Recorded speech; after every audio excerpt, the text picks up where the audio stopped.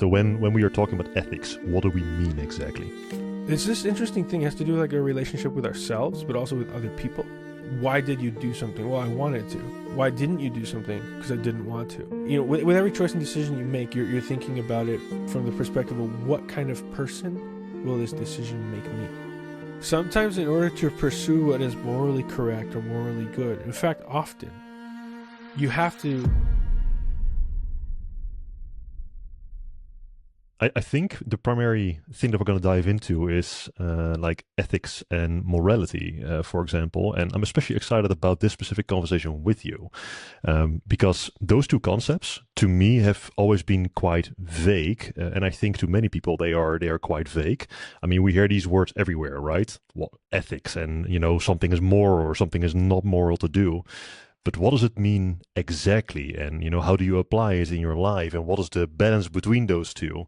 That's something that, at least to my understanding, that could use a little bit of work. So I'm really excited to find out what those are and, how to also make it practical. So, we already discussed a little bit before, I believe a few weeks ago, and we talked about morals and ethics and how you can look at it from a philosophical perspective, but also from a more, let's say, a pragmatic perspective. And I'm a bit of the latter. So I tend to look at these subjects about how what is the actual impact on humans, and how do you use these let's call them mechanisms in your daily life. But then more of the deeper thoughts you kind of, I think at least, you kind of skip by. So yeah, maybe I'm going a little bit too far already, but that's why I'm really excited to delve into this with you and see what you have to say about this. Yeah, I am completely in agreement with you that these are things that people tend to do intuitively a lot more than logically, or even than thinking through. And we're in good company because this has been a question that people have been wrestling with forever, and it's a very there's actually a philosophical framework for it. It's called ought from is. And so what that is like it basically, when it comes to understanding or describing the world, we can see what is, but it's very difficult to derive an ought, and an ought is like you ought to or you should. So that is a statement of observation. It's an analysis, and ought is like a moral claim. Ought is this is something you should do. And so it's a very tough nut to crack. Philosophers and thinkers have been wrestling with this for a long time. So we're in good company. Maybe we can start with some of the fundamentals, so to get some definitions down. So I'm not sure which is better to start with, morality or ethics. What do you think is better to start with if we delve into the fundamentals? I would start with ethics, and the reason is because morality is kind of like derived from ethics. So I would start with the fundamental building blocks. And so, if you have a specific question you want to start with, that's fine. Or if not, I can kind of lay out a framework. Yeah, let's start with the definition of what is ethics to begin with. So when we are talking about ethics, what do we mean exactly? Okay, this is very difficult to answer. So I would tell you that I don't fully know the answer, and I don't know if anybody does. But a way to approach it, this is the kind of the way I think. I don't try to like provide answers. I try to explore things. That's the way that I approach thinking. So when it comes to ethics, to start off that exploration, you can kind of observe, where do things come from in terms of like thoughts that lead to actions, that lead to behaviors, like patterns. When you kind of delve into what people do, we tend to like ask questions. Okay, like, why did we do that? That's probably where we start when it comes to like trying to ask what is an ethical decision. Because it's this interesting thing. It has to do with like a relationship with ourselves, but also with other people. So, why did you do something? Well, I wanted to. Why didn't you do something? Because I didn't want to. But when you add other people into that equation, then it starts to kind of change. So it's not just off what you want. It's about like how it affects other people and off of what they want, and how that interplay in that relationship kind of affects your decisions. So, that's one element. And if you dig a little bit deeper, you can start to see that there are all kinds of factors that go into why we make a certain decision. And a lot of them we know, and a lot of them are subconscious. So we don't really understand some of them. But when you're trying to develop like a system of ethics, or you're trying to understand why you behave a certain way, you try to start discovering the questions to ask, and so those questions will reveal themselves if you start digging in a little bit. So one of the things that I like to start with is well, Aristotle's a good place to start. Aristotle's always a good place to start, but he had this really cool idea, this really cool it's like a framework that he builds out as it pertains to ethics, and it's derived from the concept of beauty. And beauty is a really cool it's a concept, it's an idea. It's not just what we think of typically, like, oh, what a beautiful person, what a beautiful landscape. It is that, but it's a lot more. And the more that it is specifically kind of these relationships with things. So it has to do with symmetry. There's symmetry in there's okay. Let's start with this. Let me think of like a pyramid. When you look at a pyramid, it has a shape, and it has an aesthetic, and that's cool. But it has a lot of other properties as well, and those other properties are like, it's a solid foundation, and it's something you can build up on. And the reason for that is because of the specific relationship that's laid out. So it starts with a wide base, and it as you continue up, it starts to get more fine to a point. Once it reaches that point, this thing is complete, but it's kind of, all of these segments are resting on top of one another, and it has a foundation there. It's the same thing with ethics. So ethics is present in even that concept. And so if you look at it from this perspective, you can see all of these things are interconnected and related. So there's a relationship between the top of a pyramid and the bottom. And what is that relationship? Well, it's the top and the bottom, right? You couldn't have the bottom of the pyramid on the top. If you think about it inverted, then the base would be, up in the air, and it would be resting on a point. You can think of ethics like this. So there are certain relationships in things like pyramids, in something like a beautiful landscape or a beautiful person.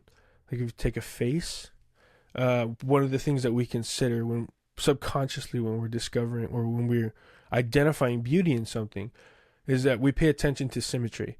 So if this side of your face looks very similar to this side of your face, like a mirror image, we tend to find that a lot more attractive. And if there's a lot of asymmetry in there, we tend to find that less attractive. So basically in these examples, what I'm laying out is there's a way in nature we can see already where things should be a certain way. And it gets hard. So this I will say is definitely like my own personal view. It's biased, and it's from my subjective perspective, is that these things that we've been talking about demonstrate that there is a way things should be. I mean, you can make, there's a lot of arguments for like, oh, you can't get that from, you can't prove that or whatever. But when it comes to like what you were talking about a little while ago, practicality, how do we implement these kind of like ethereal concepts into like some tangible structure that we can use as a tool? So what we have to do is we have to accept something or grant something like a presupposition. And what that is like, okay, I'm going to interface with the world in a way that works, quote unquote, right? Um, and in order to do that, I have to do X, Y, and Z, and that will make A, B, and C. So once we establish these kinds of relationships, we build ethics around these kinds of relationships. Like, for example, I want to look more fit and I want to feel healthy and strong. Okay, well, you have to exercise. You have to go for a run. You have to lift weights. You have to, whatever it is, you have to watch the way you eat. You have to pay attention to these kind of things. Okay, that means that in order to do this thing or to achieve or accomplish something, there are a set of ethics that need to be adhered to in order to get the results that you're looking for. So when it comes to how we move in the world, everything we do is goal oriented. So what is the goal? What are you trying to do? And how you go about achieving that will be determined by what it is you want to achieve. Right. So to summarize, the case that you're laying out is that ethics is the thing that builds that is the thing that acts as the foundation for everything else to be built on.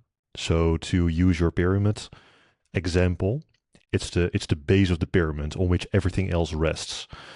But at the same time, you're saying, in the pyramid example, it's the higher you go, it leads towards a peak. But strictly speaking, in within ethics, there is no fixed peak per se. Where you aim at might be all sorts of things. So the aim is not a fixed position. Yet where you're coming from is like this base foundation on which, yeah, what can we call it? The human experience, our learning path, our path to adventure. How can we define that upwards path? Is that a correct summary? So yes, I think there's a little more to it as well that we'll get into, Mm-hmm. but that so far absolutely. Um, so there's this, that's correct. Like ethics is a foundation, but it's also present in every level in the pyramid, Right. and there are these relationships from one segment to the next. Um, so if you were to think about, if we stay with this analogy of a pyramid, right, and you were to think that every segment that you ascend is another goal that you're rising to in pursuit of an overall larger goal, and the peak would be the larger goal. It would be like a life well lived, which is something that people generally can agree on, that's a pursuit that's worth pursuing. How you do that, and this is what we're saying about kind of like those, what is the goal? How you do that will vary from person to person. But there are general truths, you could say, that people engage with and recognize. You can think of it from a perspective of like physics, like hard sciences. Like there are some things that are just are, like gravity or entropy or these kind of things. Um, those things all have a relationship to us, to our goals, and to our ethics. So something like entropy, right? So we break down over time.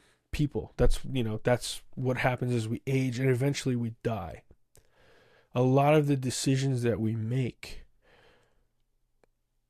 if you're a healthy mind, they will be affected by, if not guided by, that reality. Like we're here for a finite amount of time, and we have to do things. If we want a certain thing, if your goal is to be remembered or to have a legacy or whatever your goal is, to be thought of as a good person, there are things we need to do now in time, so that we can be thought of that way. And so a concept like entropy is related to the decisions I make right now. Yeah, the concept of entropy is the idea of an action continually dissolving the experience into chaos. So it's a continuation into chaos instead of towards order. Right. It's a return to chaos. Right. Yeah. Yes. So the natural state of things. And so yeah, that's a great perspective there, Jeffrey. And if you think of it that way, then the actions and decisions that we're making on a regular basis, we are structuring or ordering the elements of our lives so that we're fighting that entropy. Okay. And so good ethical decisions are decisions that place the world in a specific orientation in your life in order for you to pursue your goals. Is another word of saying this the upwards aim? And let me just clarify that a little bit, because you're laying out the idea of the base of the pyramid, so that ethics is like the base on which everything rests on. But it's not just the base; it's also the process of moving through the levels upwards. It's like Jacob's ladder, and where Exactly. Jacob's ladder is not just the thing that touches the ground. It's also the ladder itself, and it's also the process of moving up that ladder. That's Right. what ethics is. I think that's what you're saying. So it's not just it's the entire process. Right. Right. So okay, absolutely. There's more. So these are like the others are the bones, and we'll put some flesh on them. Okay, so in moral philosophy, or in the schools of moral philosophy, there are three broad, widely accepted schools of moral philosophy. And what these are these are systems, right? So they're systems of thinking that help you engage with the world, that help you make ethical decisions. Um, so let's start with Aristotle. So Aristotle, he develops this idea of virtue ethics. Virtue ethics is a system of thinking that it basically says that ethical decisions can be expected to be made by this person because this person is a good person, because this person is an ethical person. So that's the broad strokes look. And it sounds a bit circular, but if you look at it, how you act that out. So he kind of lays out this framework of virtues and vices. And a lot of people tend to think of virtues and vices, or vices and virtues, as like a spectrum, and on this side there's one, and on this side there's the other one. But he kind of lays it out more in a way where the virtue is actually in the middle, and vices are on either side. And what that is like, take something like compassion. Maybe you could say compassion is a virtue. Compassion can be a virtue, but it can also be a vice. And so the Depending on vice where it's is, aimed at. well, yes, depending on where it's aimed at, depending on the quantity, Hmm. and depending on the context. So, for example, let's say you come to me as a friend and you say, you know what, I lost a family member, and I've been taking it really hard, and the thing that I respond to you is, man, I can't wait for the game to come on. You ready to watch? It's like, wait, whoa, I just shared something really like difficult and personal, and so I shared with you something I was struggling with, and you had no compassion at all. That's going to be a That's very a fun vice. evening. Right. Right. Yeah, this doesn't make for good relationships. Yeah. That's a vice, right? Hmm. But also, you might be overly compassionate in that situation in your response, and you might actually start to make me feel uncomfortable. Like, oh my God, I lost someone too. I know what that feels like. I'm so sorry. Here, let me go buy you a pizza. Let me go, do this thing, or let me buy you a car, or doing these things that are just weird and extravagant, or inappropriate to the situation. Lingy. Yeah. Um, right. And so what ends up happening is like, um, so he calls it kind of like a balance, right? You want to find a balance um, between these things that are inappropriate, You want to find the balance of the thing that is the appropriate response. So you want to show compassion. So probably a more appropriate response in that situation would be like, "Hey man, I know we had plans to watch the game. I'm really sorry to hear that you lost someone. Like, if you need to talk, if you just want to chill, you just want to go home, that's totally fine. Just let me know." That's probably a more appropriate response than either of those, other things. Um, okay, so that's virtue ethics. That's virtue ethics. That's an example of virtue ethics. What you're doing is you're making choices and decisions. With every choice and decision you make, you're thinking about it from the perspective of what kind of person will this decision make me. So you're developing character over the process of decision making. Yeah. Do you have any questions about that? What is the difference between a vice and a sin in this case? Is it just the philosophical versus the religious way, or is there actually a practical difference between those two? That's a great question. Um, that's such a good question. Um, okay, so it will depend on your framework. So what is a sin to you is probably going to be a lot different than what is a sin to me. Um, there are some things now. This is where it gets dicey, where like people say, "Oh, you can't get an ought from an is." In terms of practical application conversations, you can. In terms of like what is objectively true or real, that's a different story. But in terms of like how we behave in the world and how we interact with each other, this is how we build moral systems. So there's definitely, we have laws. So we obviously agree that there are better ways to behave and worse ways to behave. When it comes to more like, so now you're talking about morality when you say something like sin. And this is different than ethics. And so it's a very interesting relationship between vices and virtues, because vices and virtues they're elements of an ethical system, specifically virtue ethics. A sin is like wavering or faulting or missing the mark. And it's in my view of the world, it's difficult to see sin outside of a religious context. So there's definitely, like, the way I see the world, there's definitely morality in this term, right? So this is an element of a system of morality. So I do see it as different than like vices and virtues, but it definitely has a very similar function. Right.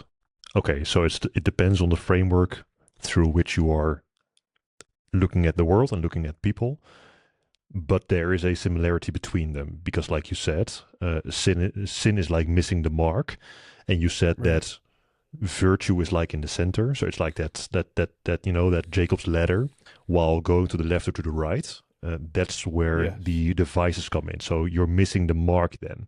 So there is a kind of similarity between them, but they are elements of different frameworks that might have a relation with each other, but are not directly dependent on one another because they are parts of a different system, a different framework. That's definitely the way I see it. Yes. And some people will use them interchangeably, but it's because their moral system is a lot closer to being directly mapped onto whatever ethical framework they're using. Um, my personal approach to these kinds of things, and I'll get to this in a little while, but I don't subscribe to any one particular school of moral philosophy, and I'll explain why. Um, um, but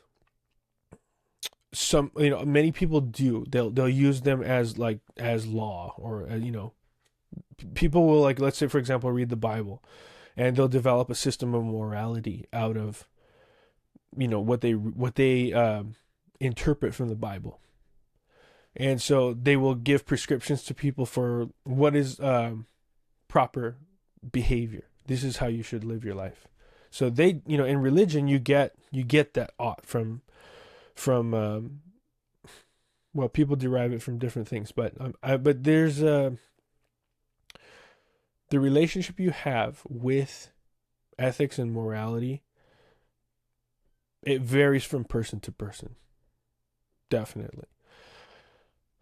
Um, yeah, yeah. Did I answer your question? Yeah, it certainly does. It certainly does.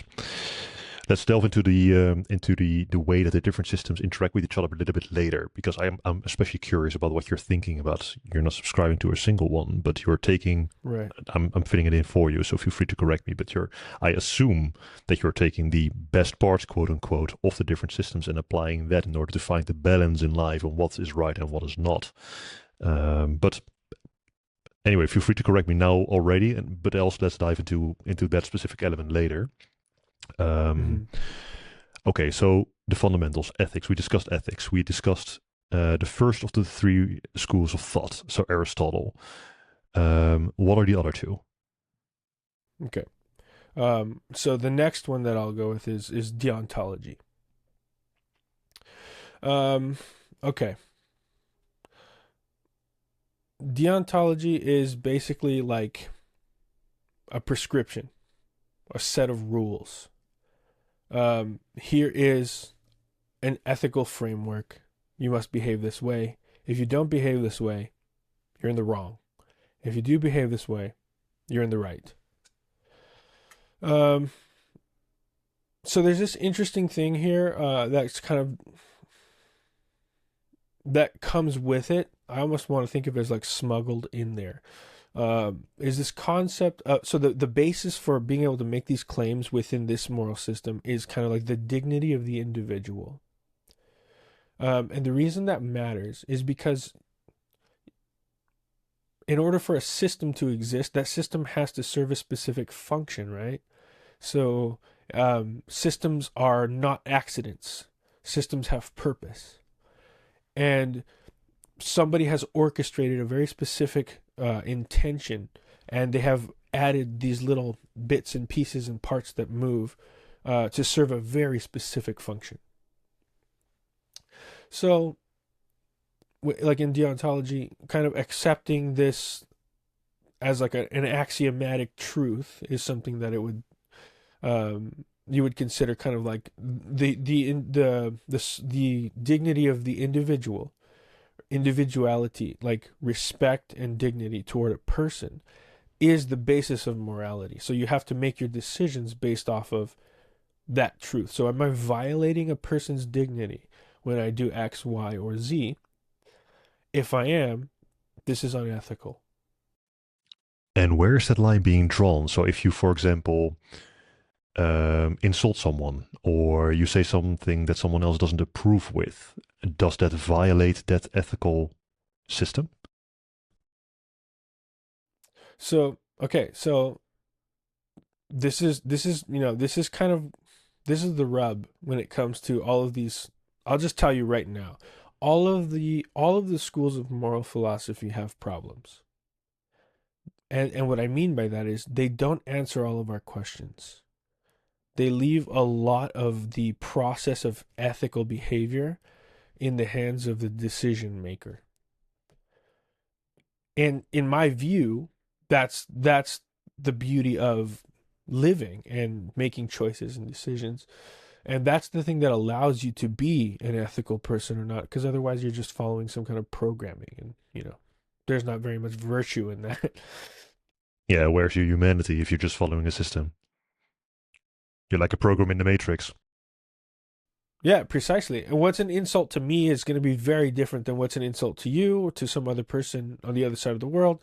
So if I say something that is a thing that I say with my friends and we understand that it's like, joking or out of fun or, a way of like a term of endearment, another person will hear that and be like, that was very offensive, you know? Um, so did you commit an ethical violation? Good question.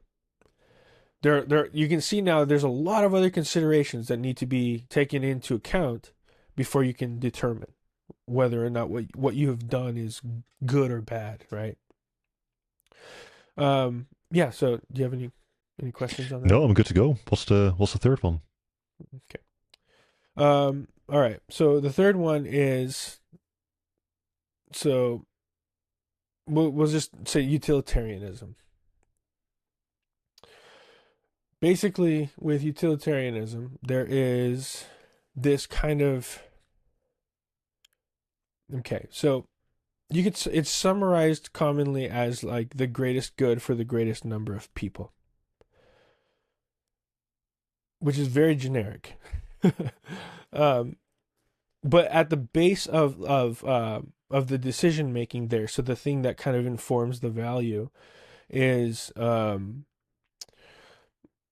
what brings the most enjoyment or pleasure to the individual who's making the decisions.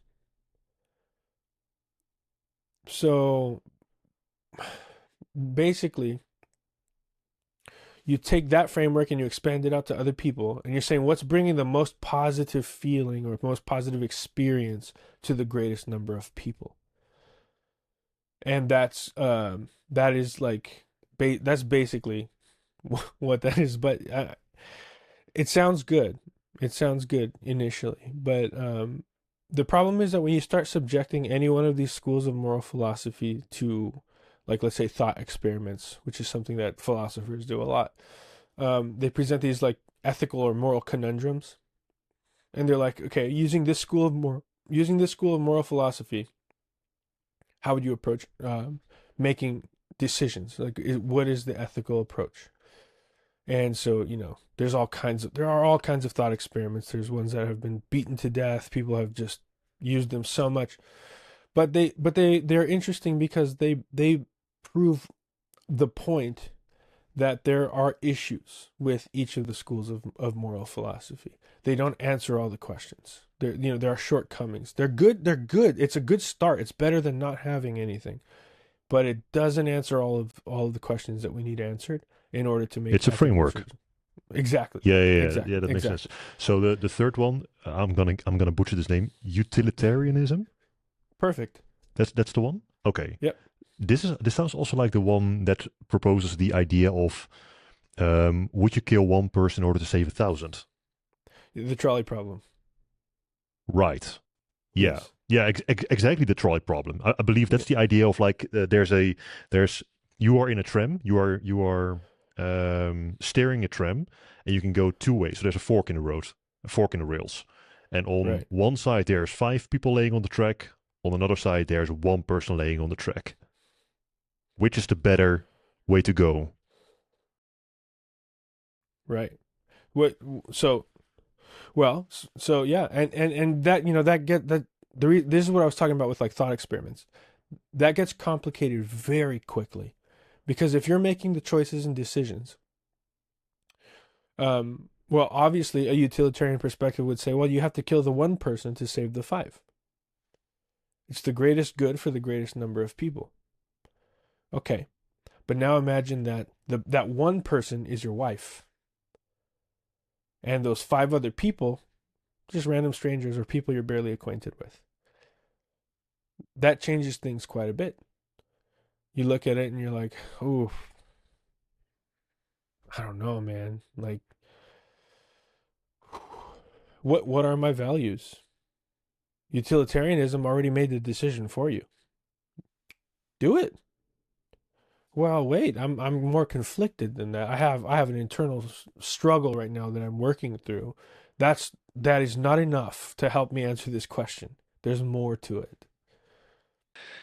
So is the more factors, the more complexity you add to this problem. So the more knowledge that you have, right? Who are these people and what have they done and how good or bad are they for the world? The more of those kind of factors you add to your knowledge, the harder this problem becomes to solve. So in essence, if you are that conductor and you have to decide between the left, right, or the right, the left track or the right track, and you don't have that information, and you just know that in one case you're going to kill one person and in another case you're going to kill five people, is then the correct answer that you would go for the one person because that provides the least amount of harm to people? Is that the correct way to look at it? But that the more knowledge that you have, the more goes into that decision. Right. Right. That's exactly it. And you can see, like, even if it was random strangers, all six people are random strangers, imagine. There are some people who are very averse to the idea of killing anybody. And so they would say, "Oh, wherever the train is right now, whatever track it's going, I'm just going to leave it. I'm not going to get involved." Right, but Um, then you have a random outcome. Then it might either go left or right. right. But see that this is a different moral framework that this person is working with. I will not be responsible for killing anybody. Right. That's a so it there's a lot going on there. But then you can make the other argument, which is, well, there's for sure at least one person going to die because of your indecision, possibly five. So get in there and mitigate and make the best decision possible. So there's all kinds of perspectives you can take from it. And, well, what is the right decision? That's a great question. So is it? I mean, if you would ask me, um, like what would your answer to this question be? And without all of the extra information, right? Like who is it and how good they are, how bad are they, whatever. Like in a split second, my answer would literally be my decision would instantly be the one person because first of all, there's no stopping it. Second of all, you're not killing anybody because it's not your. There's nothing you can do to stop it. You're not actively causing it. So that trolley is gonna move on anyway, right? You have no control over that. So therefore, you are not the instigator of that death happening. But the decision that you can make is to cause the least amount, so to save four more. Is that a wrong answer? Would that answer be considered? So, two questions there. Within the Aristotle framework, would that be considered a vice? And within a religious framework, would that be considered a sin? If in that specific situation, you would kill the one person. Okay, so this is beautiful. What you're doing now is you're looking. So you've now done what I think people should do when it comes to ethics. You have zoomed out and you're asking the questions about the implications of everything that we can conceive of. There's a lot more than just this kind of myopic view of something, right? There are a lot more considerations that we need to be factoring. So if you're going to answer the question from a utilitarian perspective, the answer is obvious. It's very clear. You kill the one person and you save the five. That's the ethical decision, exactly like you said. Um, but if you're going to look at it from an Aristotelian perspective, or if you're going to look at it from a virtue ethics perspective, it's more complicated. So you would say something like, what kind of person is making the decision? Is this the kind of person that makes good decisions? In the past, when faced with tough, difficult decisions, has this person been the person that makes the best decisions that they can make? Um, and so, you know, uh, could it be vice or virtue to kill the one and save the five? Well, it depends. Are you doing it because you're making this decision and you like how it feels to be able to play God and choose who lives and dies? Because if that's the case, then you're making a decision from a place of Changes the vice. intention pretty much. Right. Yes. But if you're doing it with a pure intention and your true desire is to save as many people as you possibly can, then to make the decision to kill the one and save the five is the right decision. But it really depends on the kind of person you are. And in virtue ethics, it depends on what kind of person are you, what decision, why are you making this decision? So the answer could be the same, but it could also be different. If you look at it from a deontological perspective, from the system of rules, well, it depends on what the rules are. What are the rules? Well, the rules are make the right decision. It's like, Well, what is the right decision? Well, you could Based on say the what? right, Hmm. yeah, exactly. Well, you could say, well, obviously the right decision is to save the five people because there's more of them. And you're like, okay, but I don't know anything about these people. What if they're like murderers and they deserve to be, and this other person is like Mother Teresa or something, right? Um, it's tough. You don't know. What are the rules?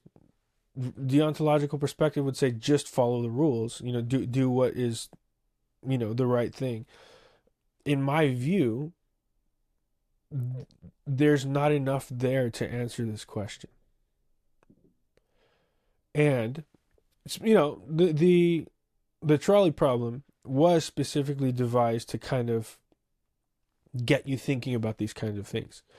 Well, wow, how would I even approach this? How can I make this decision and then look myself in the mirror and say you're still a good person? What would I have to do to be able to justify that? Um, and I personally I don't think that these kinds of difficult moral problems can always be answered by looking or subscribing to one school of moral philosophy. Hmm. It sounds like it's also a paralyzing question to a lot of people. Like you said, they don't know. So if we just take it away from philosophy just for a second and just look at everyday people and how they think, to me, and this is an assumption, so correct me if you think I'm wrong, but it feels like it's paralyzing to people because either they legitimately don't know what the proper answer is or how to approach this, which is like an ignorance issue, which is totally fine. Um, but another one Mm-hmm. is, you have a gut feeling what you think the right answer is, or you outright know what the right answer is, but you Mm-hmm. don't want to say because it might be offensive, or it might be, it might be not politically correct, or it's this is like typically one of those questions that are impossible to answer in a politically correct way. Yet, Mm. to me at least, the answer is very, very simple. Especially if there's no information available. Like if have you seen the movie the series The Good Place, for example? Oh yeah, Yeah, yeah, of because course. they okay, there's kind of like a plot twist in this series. But the trolley problem came Spoiler alert for anybody who hasn't seen it. the trolley problem came forward with this also, and Mm-hmm. to me, it, it was quite funny actually because in the Good Place the trolley problem comes forward. Okay, so let me back up a little bit. The Good Place is a series in which people that die go to a place called the Good Place, which is kind of like a heaven, I suppose, in a more religious sense. And the Good Place is run by this person called Michael, and Michael is a person that guides all those spirits who have died to um, let's say guides them through afterlife. And major spoiler alert here, so skip the next minute if you don't know, if you haven't seen the series yet and you want to. But the plot twist here is that the Good Place was not the Good Place after all. It was just a different division of hell. And Michael was actually a demon who was made to torture people in the Good Place, which are four people in general. So when the trolley problem came forward, they put a person who is ironically a ethics professor. What was his name again? GB?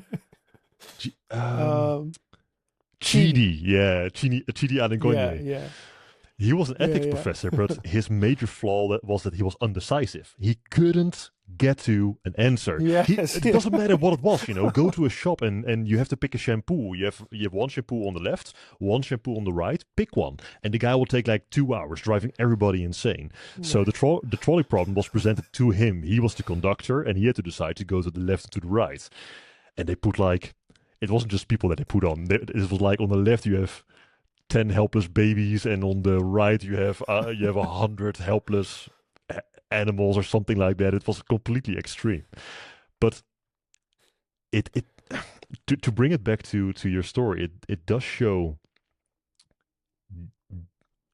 people being paralyzed when Mm-hmm. facing that decision or facing that question, even if it's just Yeah. as a thought experiment. um Giving an answer looks to be pretty tough. Why do you think that is? Why do you think people struggle with this question so much? Would you go to the left or would you go to the right? Yeah. Yes. So that's a great show. I love that show. Um, and the reason I think it's a great show is because they do a very good job of making ridiculous, absolute spectacle out of things that everyday things that are ridiculous, but we don't realize that they're ridiculous because we're just so lost in our myopic view of the world. Um, yeah, and it's a great question. So how do you approach very difficult or sometimes not even difficult at all questions where you have to make a choice? One of the classics that like men struggle with big time when it comes to women. What do you want to eat for dinner? Oh God, I don't know. What do you want? Well, like the guy doesn't care. We'll eat anything, and we just want to make her happy, right? And we know she's picky, so we just want to make sure that she tells us what she wants, so we can all be happy. Because I don't care what we're eating, you know, but you do. So what do you want to eat? Well, I don't know. Well, what do you want? Well, I know what I want. I want anything. It doesn't matter. But I don't want to enforce that on you because you're not going to like it, and then nobody's going to be happy. So that this is just a silly example of like how decisions can be paralyzing for people for sure. And when it comes to like ethics, there are some decisions that I don't personally believe have any like effect on whether or not I'm a good person in a broad sense, but it has a meta effect. And the meta effect is like, um, are you the kind of person that is decisive, that makes decisions? That's a completely different thing, right? It can be a virtue within itself, right? Um, and because it is that quality is a product of knowledge and discipline and experience and a vector, somebody who has a direction and who has drive, right? Um, so yeah, so that can be indicative of somebody who oh, I know what I want, I know how I'm going to do it. Let's go. Um, so looking at how people approach these kinds of questions can tell you a lot about them for sure. I think the reason people struggle though so much is because it's not even so much like, is this going to make me a good person or a bad person? I think it's actually a lot more internal. It's like, is this going to make me happy, or is this going to make me feel some kind of way that's not positive? How am I going to feel about myself after doing this? Yes. Hmm. How is this decision going to affect me? Right. And sometimes that matters. Sometimes those are big questions, right? But sometimes it's like, well, what kind of shampoo am I going to use? Right. Maybe my hair will fall out. I have a favorite because I like the right, right. Well, I like the way this one smells, or I think this one is produced ethically, or I think this one is too expensive. I don't. There's all kinds of considerations that people will make there, right? Um, but like I'll make different choices and decisions, and I don't think that makes that person better or worse than me because of those choices. Yeah. So tell me what you think about this. I have never had trouble making decisions, no matter how big or small they are. So whether it's about what are we going to eat this evening, I'll just think a little bit like, okay, what am I in the mood for? Probably hamburgers, but like 80% because I love hamburgers. So no problem at all. Let's go for that. So if you give me that option and you want me to choose, perfectly fine.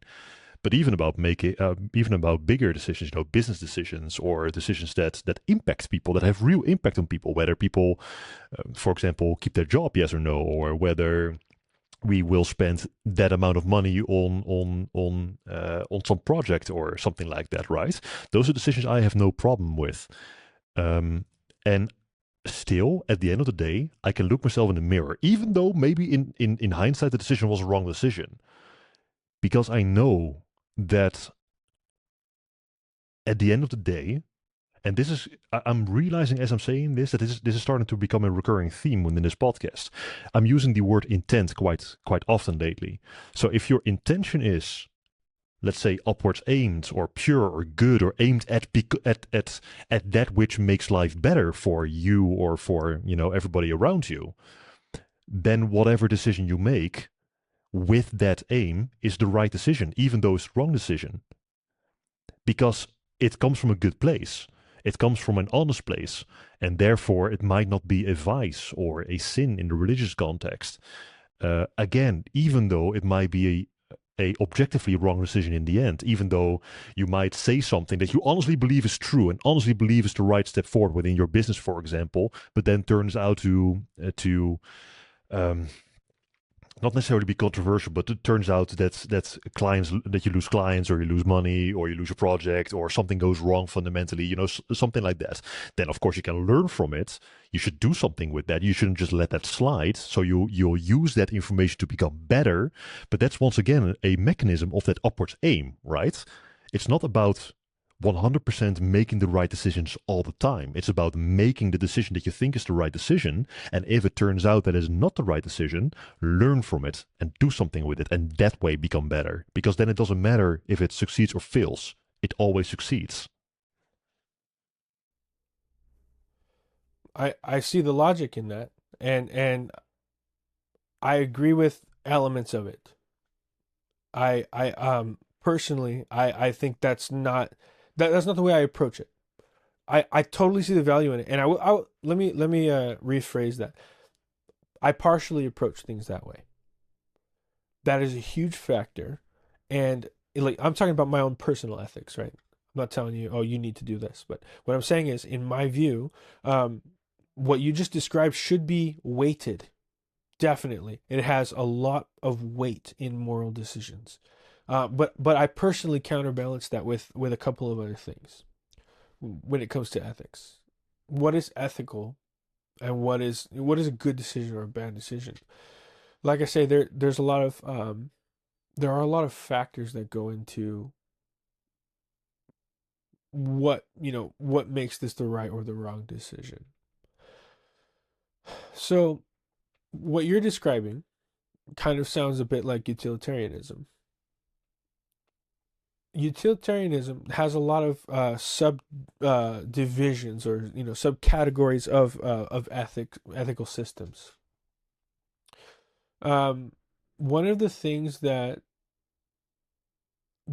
what you describe runs the risk of bringing up is kind of like this subjective morality.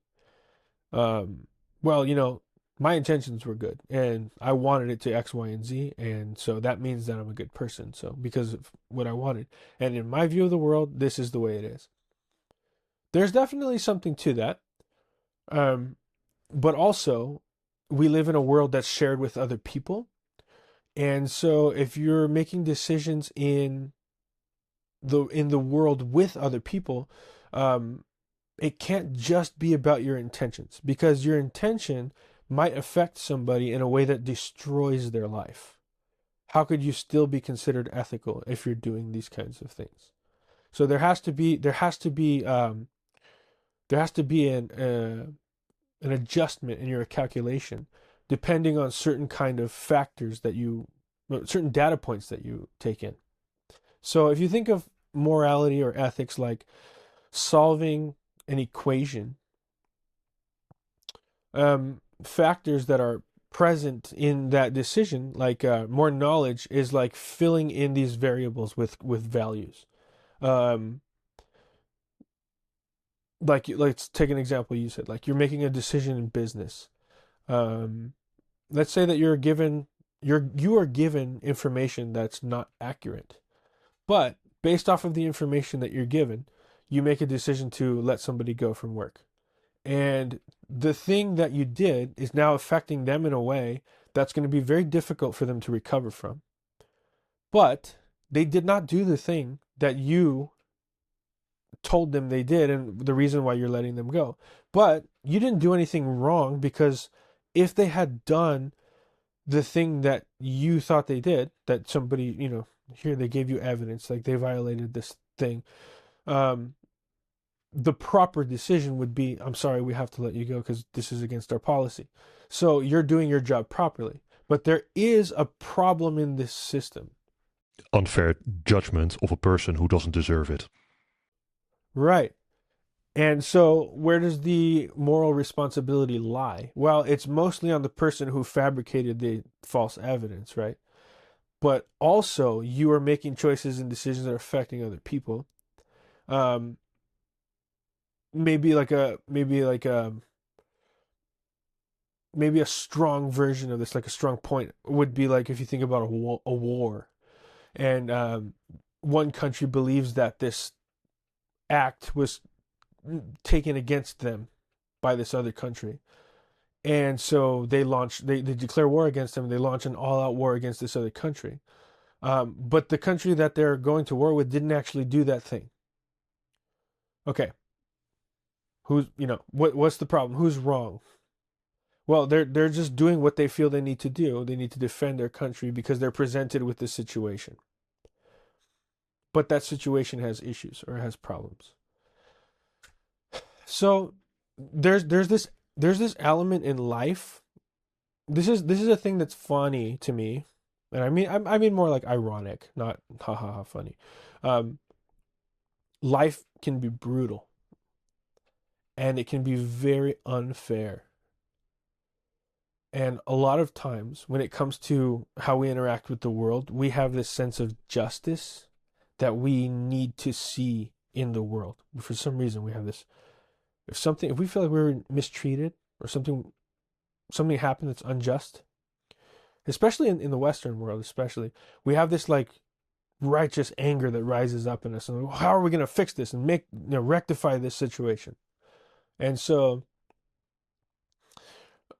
we fall back on systems of ethics and morality to like support this feeling in us. We need to make this right.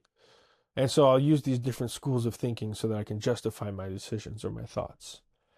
Um, but life, this is something, to be an ethical person, sometimes you do have to bring justice into a situation. But to be an ethical person, sometimes you have to suffer injustice. And you have to do what is appropriate for that specific situation. So if we go back to the example, of firing a person because something came forward that is not okay and that implicates the person that is being accused. It's kind of an extreme example, but I think because you answered the question, you asked the question earlier, like whose responsibility is it then that event is happening? And primarily the responsibility lies on the person that fabricated the false evidence. But at the same time, the responsibility lies on everybody. If I'm in a position where I'm getting fabricated information and I have to make a judgment call based on that, well, first of all, you want to ask questions. This is also where the empathy thing comes in again. You want to Right. understand properly what is happening before you make a judgment call, because an impulsive judgment call is asking for trouble. That's not going to be good. And even then, it is not the end of the world, I think, because let's say that research doesn't happen, right? We get the false evidence, and based on Mm-hmm. that, a person gets fired. That person can then, in some sense, also has a responsibility to put, the trolley back on the right track, which is bring forward the truth as that person sees it is, which is in this case, hey, I don't know what came up and I don't know why this came forward and I don't know why you have this paper in your hand describing that this event happened, but I've had nothing to do with that and I can prove it, and let's do a discussion so we can properly understand what happened so we can actually do something about it and take the proper decision. That message Mm-hmm. is responsibility that the accused then carries. If the accused doesn't bring that forward, and just cries in the tissue and walks out the building, and then the result of that is them going to a family that they can no longer support, then I could make the argument that that is not ethical behavior, even though the person is kind of quote unquote victimized in this specific situation. In some sense, they allowed it to happen. And this is a very absolute statement. This Yes. this what I'm saying right now doesn't take into account nuance. Obviously, and we shouldn't do Sure. that, Yeah. because else this thought experiment becomes way too large. But the point I'm trying to make is that everybody carries the responsibility of doing something about it. The person who fabricated the evidence, that's just 100% not right. So that person, across the board. Well, maybe not even across the board, because there might be some misguided thing behind there. They did it for the greater good or something like that, right? But still, you fabricated something. You are the action that is happening is based on a lie. That's it. It's not based on a strong foundation. It is based on something shaky like a lie. So that is wrong. But so again, primary responsibility there. But everybody carries the responsibility. The CEO of the company in this specific situation, but also the person that's being fired in this situation, and also the people around it that hear about it. Right? Hey, we heard about this person getting fired, but that can't happen because X Y Z. Yeah, I'm proving your point here for you. I think this is where all the nuance comes in and where all the complexity comes in that makes it not very black and white to determine if something is ethical, yes or no. But to come back to that point about having your aim proper, if your aim is trying to reach the best possible outcome in a reasonable sense, because doing research for 6 years in order to make a decision is not reasonable. So there is a limit where you Right. say, I have enough information, I'm gonna make a call. Because else you have generals at the forefront, that can't lead their troops because they are stuck in internal decision making. That's not gonna happen. That's not gonna fly. They need to, they need the information that's absolutely necessary to make a proper decision, and then they need to make it. But they can still Right. make a wrong call. And the question then is that ethical? And I think, again, please tell me what you think about this. But I think that if your aim is proper and you did your due diligence, at the end of the day, I think you can look at yourself in the mirror. Yes. Yes. I do agree with that. So you've brought up something very important to the overall equation when it comes to ethical decision making. You've been referring to it as the upward aim, and that's exactly what it is. But so that thing that you were describing that everybody in this scenario is responsible for, I believe that that is the pursuit of truth. And so, in this way, we have shared responsibility with the people around us because we are responsible for the pursuit of truth. Now, this introduces a very complicated variable into the equation because, truth is something that's interacted with from a subjective perspective. But there is this idea of like some objective thing happening, taking place. There is something that's ultimately true at the bottom of all of this. And what we're doing is from our subjective perspectives, we're all aiming toward that truth. And it's going to be a little bit off for me and a little bit off for you because we're not perfect and we are not objective. We're not, this whole concept of like an objective truth. The problem is that we interact with that from a subjective experience. So even if we are looking at an objective fact, the way that we understand it is only our perception. So it's a subjective perception of that objective thing. So your perspective is going to be different from mine. One of the things that we need to do is figure out a way where we can play a game that has a shared set of rules so that we understand what's going on. It can't just be about the way I see the world. This is why like people get into fights and arguments and they always shut down and they're like, you know what, this person just doesn't get it, or they're crazy, or they're stupid, or They can't whatever it understand my wisdom. is. Yeah, you're not on my level. Yeah, You're not on my uh, level. yeah. Yeah, classic. Classic. Yeah.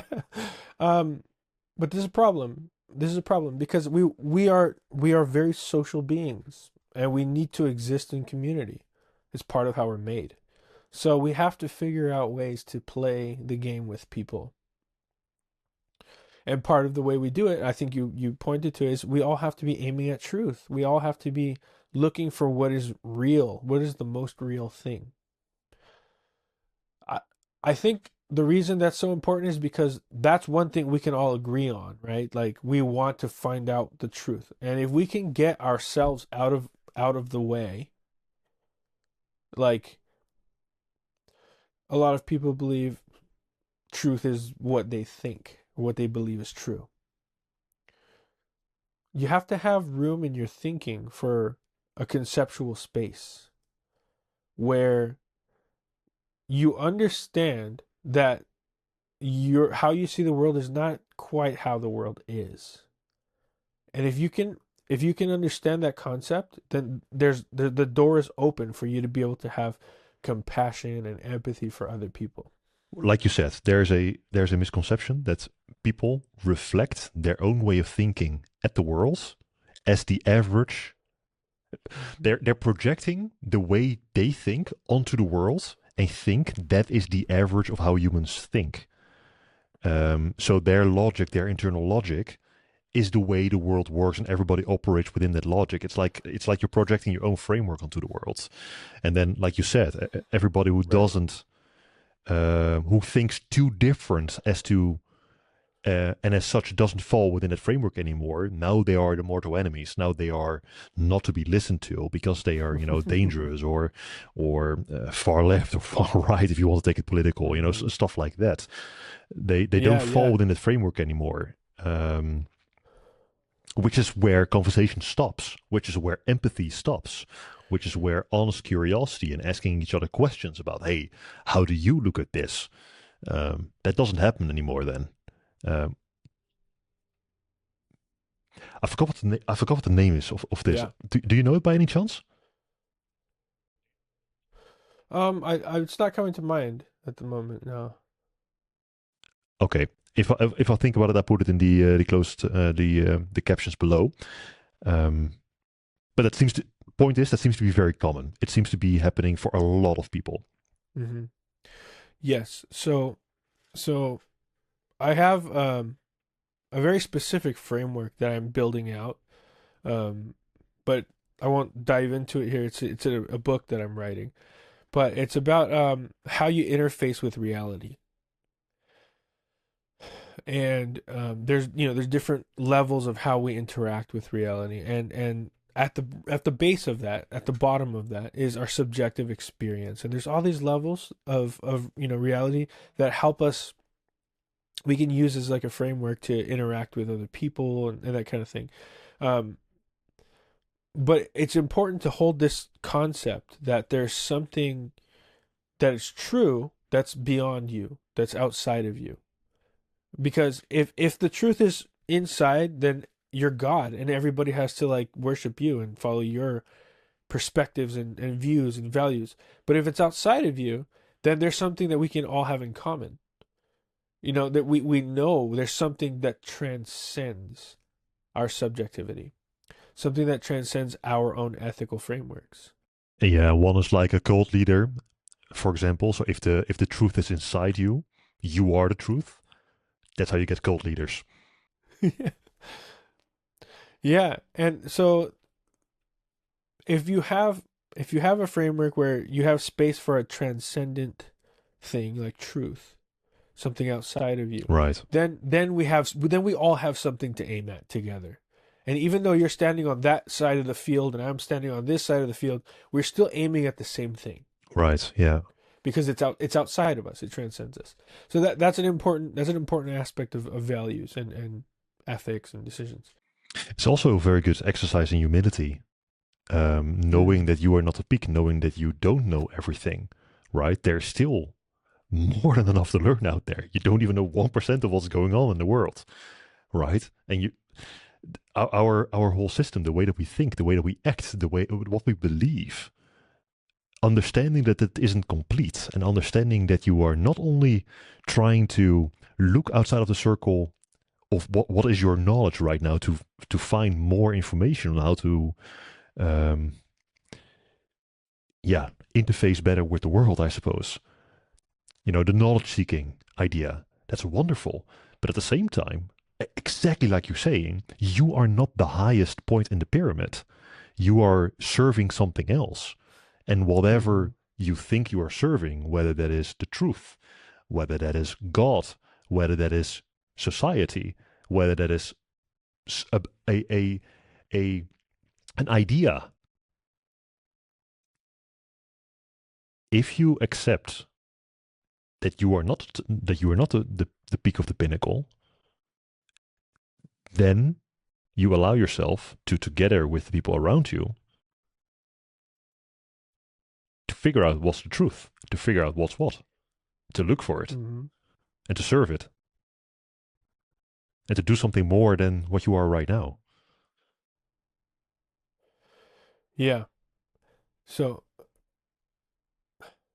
so you're bringing up a lot of like why these things are so important.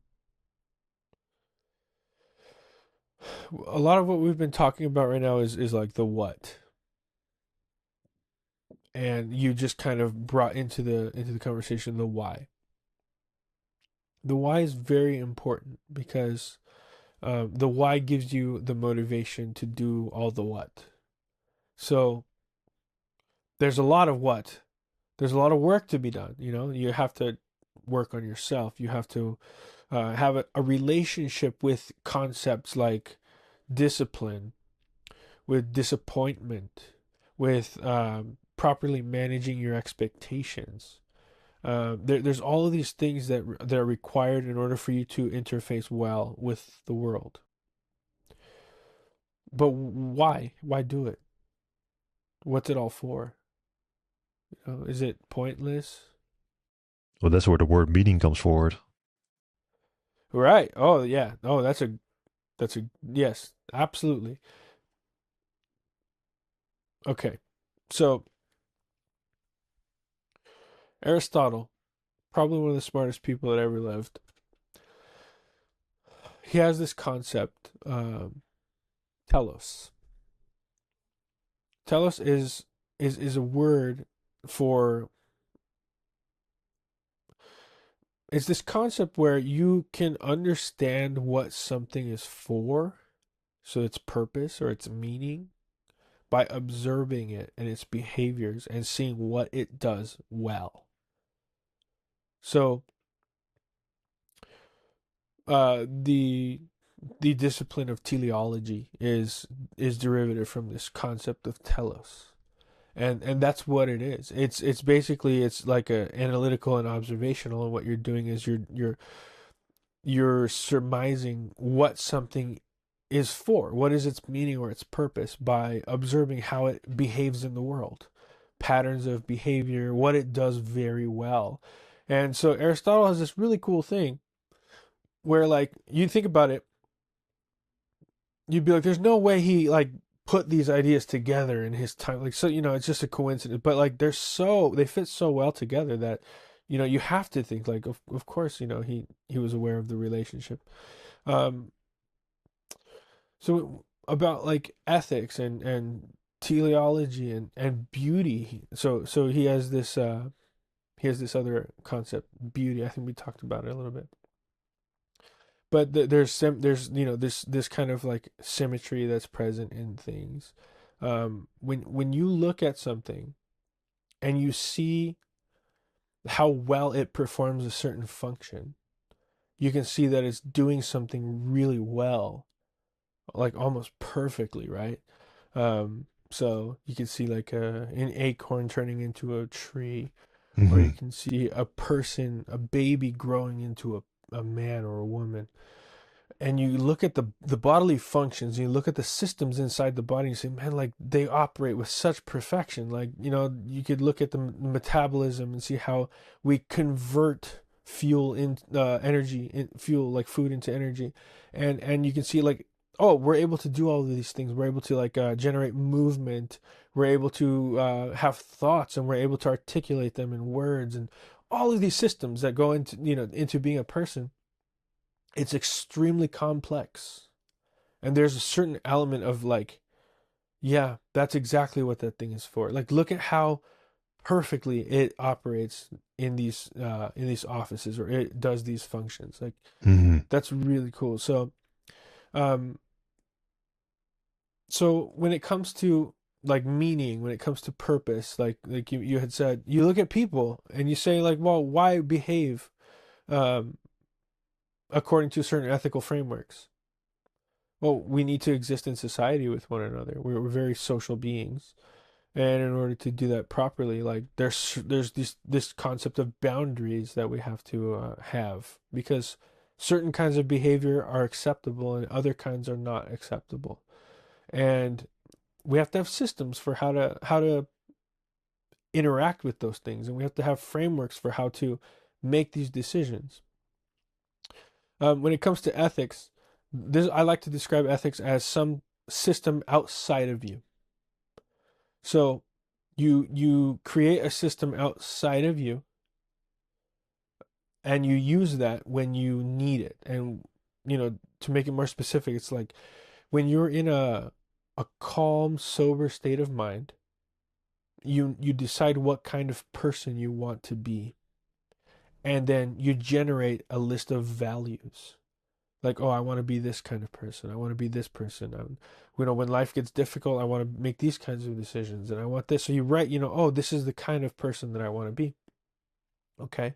So then when I'm faced with these kinds of difficult decisions, how do I approach them? Well, I want to be this kind of person. There's my goal. So now my ethics are going to depend on that goal. Oh, my goal is this. And so if this happens, then this is how I filter it through my ethical system. Right. So, okay, I'm going to make these kinds of decisions. I'm going to do these kinds of things. I'm going to respond this kind of way to setbacks, to problems, to quandaries, to questions, whatever they are, challenges, whatever issue we're wrestling with. So when you're in that sober state of mind, you create this list and you make this your ethic. Okay, this is the kind of person I want to be. Then when you are facing the demon and it's like taking all of your concentration and focus and you don't know what to do, I'm talking, you can literally write out your ethics on a piece of paper, and you can say, oh, this is how I'm going to respond. So let's say there's this very difficult situation that arises. You don't know how to deal with it. You're overwhelmed. Oh my goodness. Well, take out this ethical code and look at it and be like, okay, I want to be this kind of person. I want to respond these kinds of ways. Okay, I want to be competent. This is one of my values. I want to be dynamic. I want to be um, generous. I want to be kind. Okay, all right. This person is doing this and it's making it difficult for me to do these things. What would I have to do? What would have to change in this situation in order for me to be able to live out my values? And then you have your actionable item. This is where the pragmatism comes in. Oh, these things are the problem and they need to change. What are my options for changing these things? Interact with the person. What can I say? This is what you're doing. This is how it affects me. When you do X, Y, and Z, I experience it this way. It makes it difficult for me to A, B, and C. I wonder if there's a way that we can work through this. That's your first step. Easy. And that's all based off of the kind of person you want to be. And then how they respond to that will now, it's the next step. And then you get to kind of go through this process again. Oh, now, they responded in a way that was positive. Oh, they want to be respectful of my boundary. I appreciate that. Thank you so much. Like, here's this. And you can work through it. Or if they say, you know what? I don't see life that way. I'm not going to respect that boundary. You say, you know what? Fair enough. I get it. I can't control you. I can only tell you, how I experience what you do. And then you get to make other decisions. Like, okay, am I going to try to explain again? Or am I going to say it's not worth it? I'm just going to end that relationship. Or is there something happening where I need to report it to an authority? Like, there's all of these different processes, right? But we do these things naturally. We make these kinds of choices and decisions. But a little bit ago, you were asking about when people get kind of paralyzed with decision making. Right. A lot of times it's because some of these things are not automated, and we have too much brain clutter to kind of like go through the process like step by step. Okay, what does this mean? Sometimes we don't even know our own values. We don't know what is the highest thing, and we intuit that we feel something, but it's not articulated. And we don't know how to approach that because it's not a clear goal, so we don't know how to attack it. But if you can make it a clear goal, if you can articulate it well, then you can start prescribing specific kinds of acts and behaviors to pursuing that goal. And what does it take for people to declutter their brain and to create an ethic that they can stick to? Is that just sitting down and writing on the paper what you think it is based on the values that you deem to be important? Or does it take something more than that? And the reason why I'm asking that, and let me give you that context, because then you know what I'm getting at with this question. The reason why I'm getting that is I think there are countless examples to be given for situations where people say that they believe in a certain thing, and if something would happen that is bad, they would act in a specific way. But then when that bad thing happens or something even worse happens, that action, like for example standing up to a bully, right? Let's take that example. Most people would make the argument like, okay, you know what? If I see a person being bullied, or if I see a woman outside being harassed by a guy, or anything, like if I see a little boy being picked up by a bigger boy, anything like that, right? I will do something about that. I will stop that from happening. Okay, fair. But now that woman being harassed by that guy is a big, strong, fighting kind of type, and you are not, right? Now the story changes. So then now you have that ethic, which is standing up for the person that is preyed upon. But now there's a dilemma. And the dilemma is you might get hurt yourself. And maybe that stops you from following that ethic. So the question that I'm asking you, again, to bring it back to the original question, is how do you know that the ethic that you're writing down on a paper when you're bringing your values forward, how do you know you believe in them?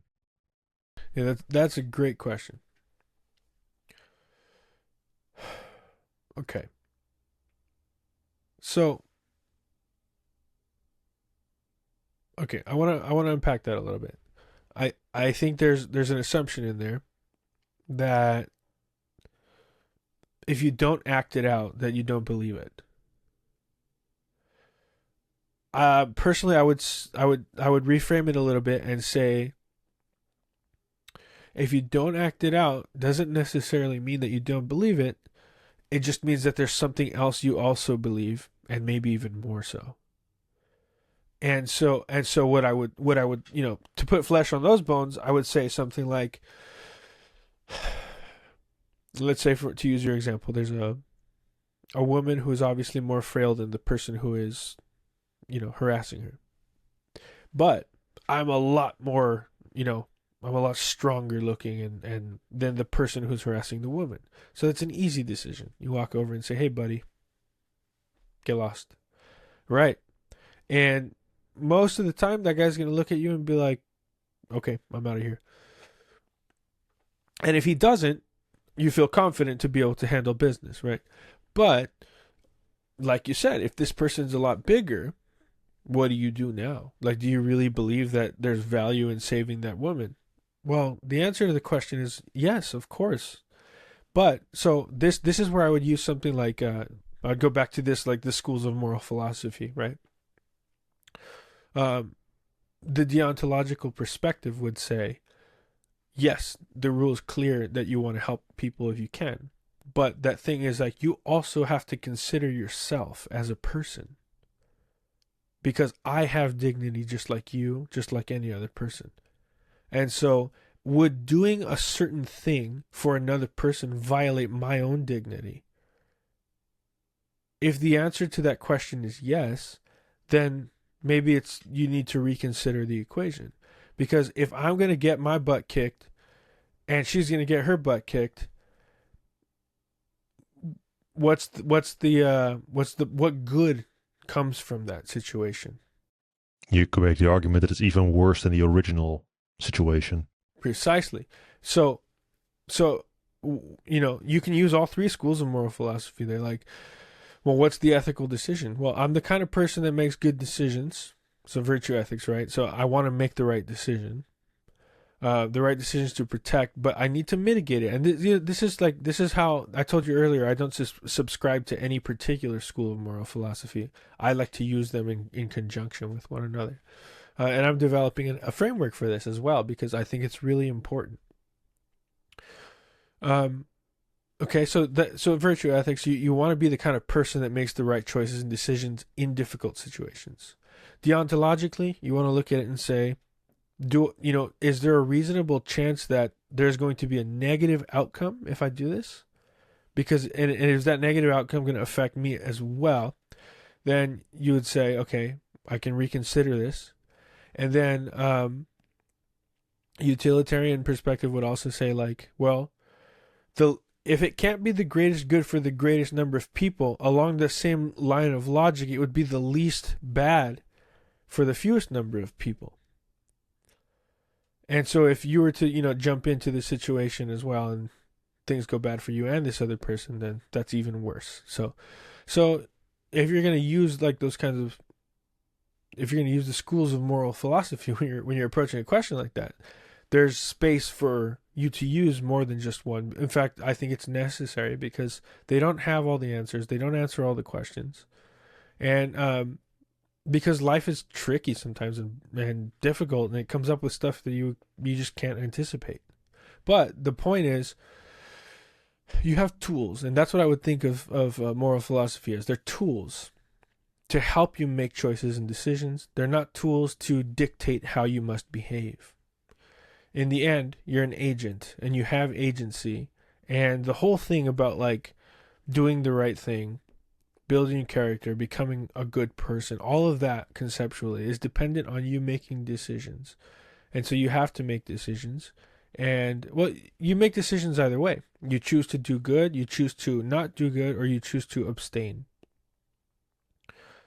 And every single one of those choices will have an effect. Every single one of those choices will mold and shape your character.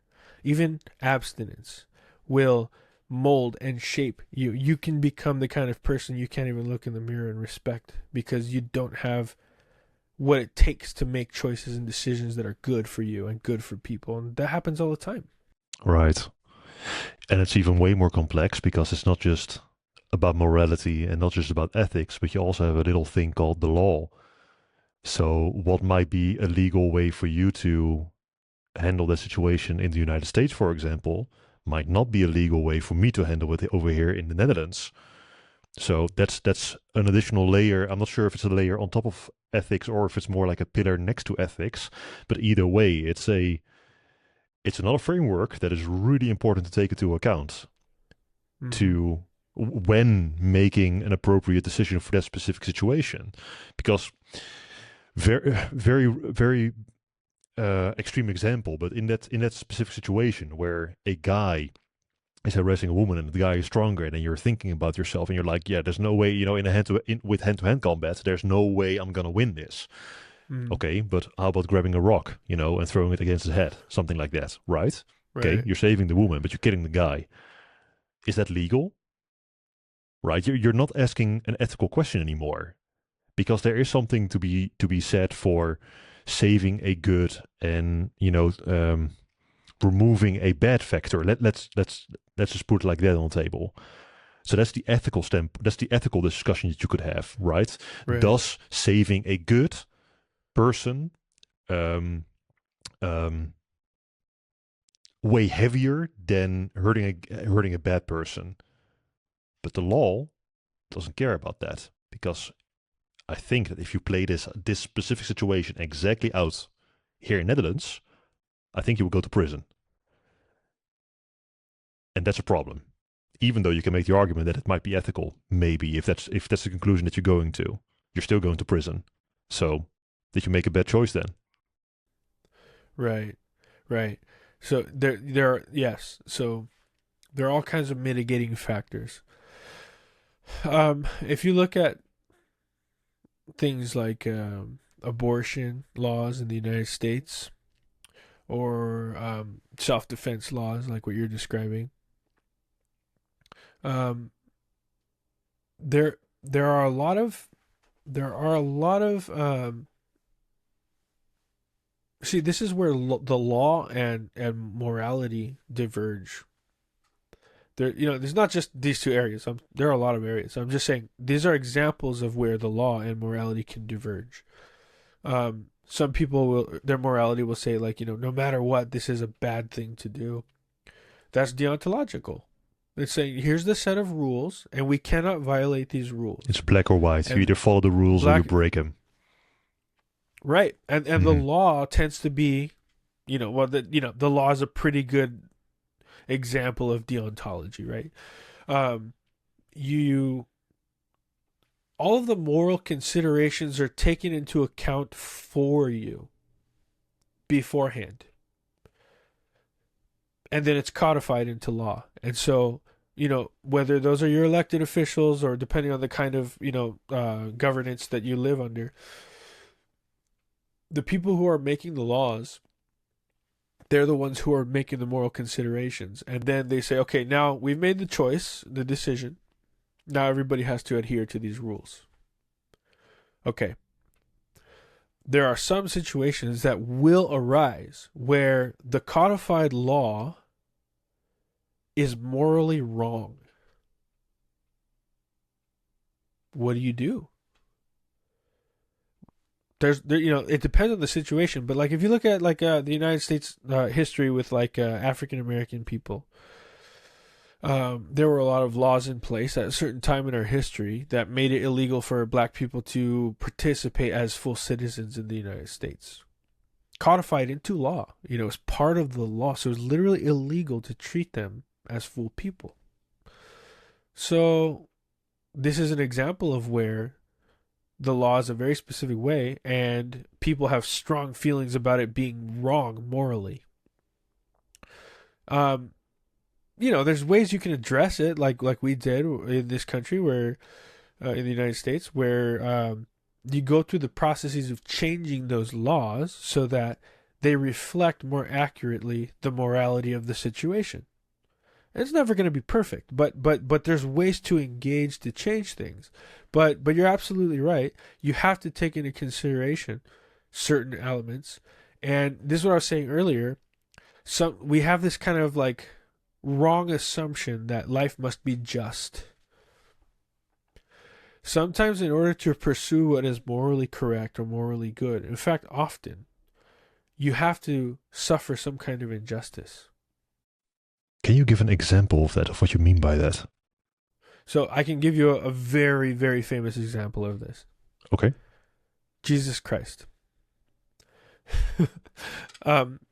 So if you look at the story of salvation, the story of Jesus, what he's doing when he dies on the cross, he is dying to save humanity. Mm-hmm. But look at what he had to go through in order to do that moral good, in order to do that thing that is like, that was his purpose and his value, his meaning, his purpose, his goal was to sacrifice everything. Thing. Yeah. Right. It was to accomplish this thing that was an ultimate moral good. Mm-hmm. But look at what it costed him. Terrible injustice. Yeah. So the reason I use that example, it's like the most extreme example I could think of, to highlight the fact that so many times people want praise or adoration or support for making good moral decisions. Okay, let's bring back virtue ethics. Why did you make that decision? Because if you made a good decision for the wrong reason, that's a vice. But if you made a good decision for the right reason and it affected you negatively, that could be a virtue. But if you made a good decision, it affected you negatively, but then everybody praised and worshipped you because of what you were willing to go through, and you made it because you love when people praise and worship you. That's narcissism. That's it. Right. So looking at a situation, it's very dependent. Like some of the stuff you were saying earlier, like what's the intention behind it? That's so important. Right. It weighs a lot when you're calculating morality, but there is more to it as well. I wonder if it's even something can be tweaked, the intention behind something. What do you mean? Earlier, we discussed a variation of a way that you can have a good intention, which is the upwards aim, right? Which is to aim at the maximum benefit, whatever the benefit is, right? If your aim is not directed at that, if your aim is directed at, let's take your last example, right? To get that praise from other people, and everything that you do is with that in mind. This is more like a psychological question, Mm. I'm realizing. But is that person able to change their aim into something that is better than their current one? So is the person that is just pursuing the fame and Mm. the the praise, the approval of their community with something that is actually truly aimed at the pinnacle, at the proper truth, at the proper thing that should be aimed for? I wonder if that. So I'm thinking out loud here, but this almost feels to me, with the 10 seconds of thought that I've just given this, because it's the first time I'm thinking about it, but it also feels to me like something that is like almost like the core programming in a person's brain. Something that is very hard to fix, just as hard as it is to fix like somebody who's aimed, you're not going to fix a psychopath, for example. Good luck. It's not going to work. It's not going to happen. 0% chance. It's Mm. not going to happen. But Right. that's a part of aim. So I'm pretty much answering my own question here, I think. Are you able to change the aim of a person? Well, if the intention is for it to be changed, so if maybe a person realizes that their aim is not proper and they want to change it, and then they're seeking ways to help facilitate that Mm. change, then maybe the answer is yes. But that intent needs to be there. If that intent is not there, then yeah, good luck. Yeah. So again, very complicated.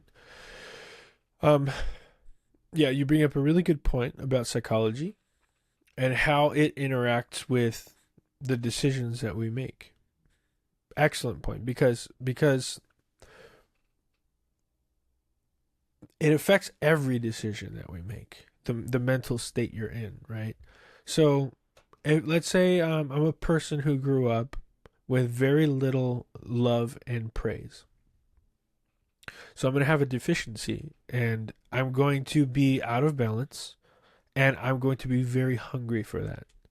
So when I look at people like sports athletes and the star of the team, the beautiful girl, or um, the successful man, when I look at these archetypes and I see what they're receiving as a result of what they're doing, and I want the thing that they're receiving, well, then of course I'm going to try to do what they're doing, right? And it's perfectly logical. There's no issue there. There's no problem with the logic. Um, and I wouldn't say that there's even any moral problem or issue with that at all. It's just really a matter of like, what are you willing to do to get it? How far are you willing to go? What kinds of steps are you willing to take in order to get what you're looking for? So it really, it comes back to ethics. But this is the situation we're all in, right? We all have things that we need. I have needs, you have needs, every person. And how we get those needs met, the decisions we make to get those needs met is what makes us good or bad, not the fact that we have the needs. So, if somebody's psychology is struggling and they have certain desire for praise and adoration and love because they never had that growing up and they need that, if they're willing to do what it takes to get that from people and they do it in a way that doesn't harm people and doesn't violate people, where's the problem? You might say, well, the intention is like, self-serving. Could you describe any action that a person takes that on some level is not self-serving?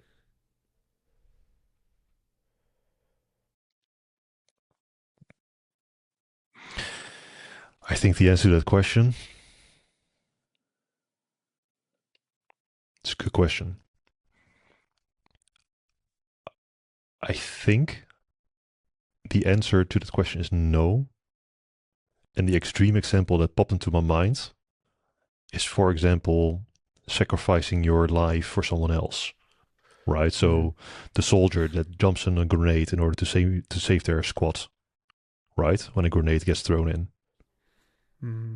So the question that you can ask yourself is that not self-serving? Because that's an insane statement to make, right? A soldier jumping on a grenade, how can that be self-serving, right? And that's also instantly the thought that came into my mind. Like, why are Mm-hmm. you even thinking about this? Yeah. But I think it is a legitimate question because if you want to be a good person, because you want to be the kind of person that jumps on a grenade for their friends, and you want to protect the fact that you are a good person, then isn't that the self-serving reason why you're jumping on that grenade? So I'm not saying. So I think the strict answer to your question is the honest answer is I don't know, but I think the answer is that our actions being self-serving always have an element of, sorry, our actions have always an element of self-servingness in it. I think that's a proper way to think about it. Where on the scale that is, so if it's 10% self-serving or 100% self-serving or 1% self-serving or maybe zero if that exists, that hangs in the air. That depends on the person, I Right. think. But I think that scale exists. And if I ask Mm-hmm. myself the question, is there really something that is not self-serving at all and is honestly aimed to do is honestly aimed 100% to something or someone else? So something being culture, for example, or environment or stuff like that, and someone Mm-hmm. obviously being people or groups or communities or countries.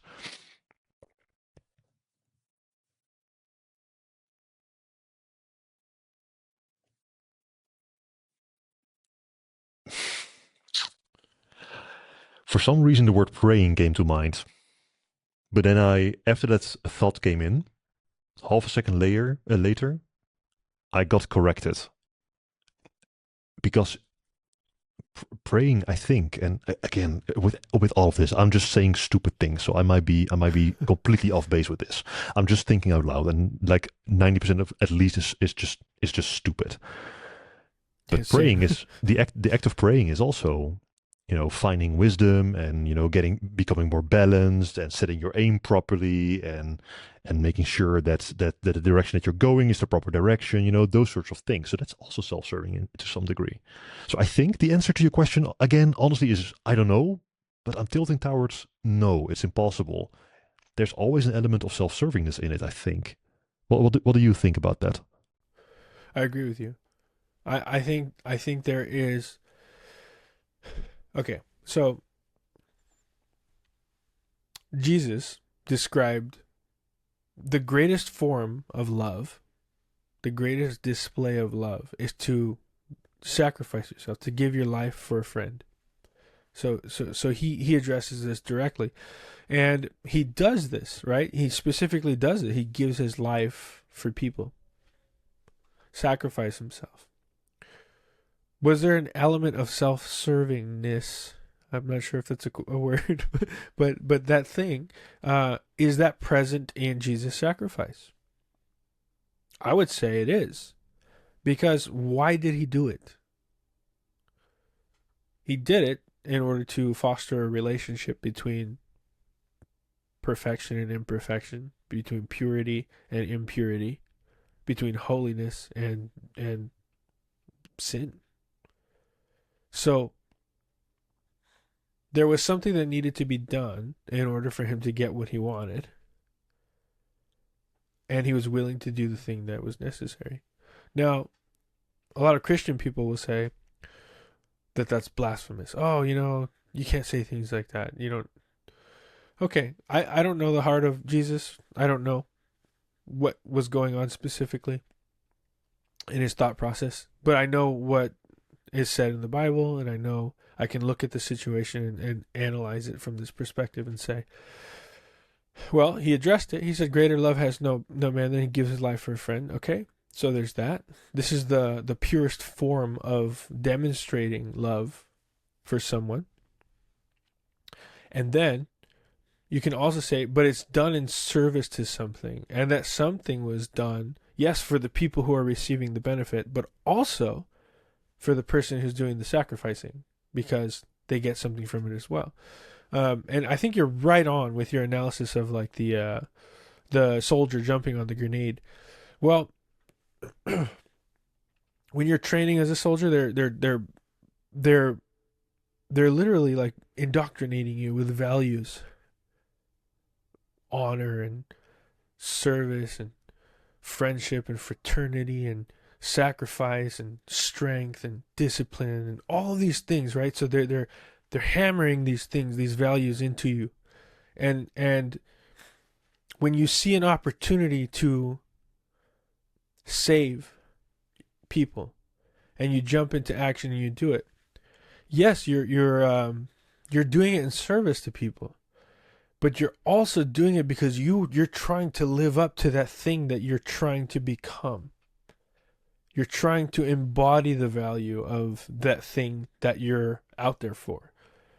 You're trying to actualize these concepts into something tangible.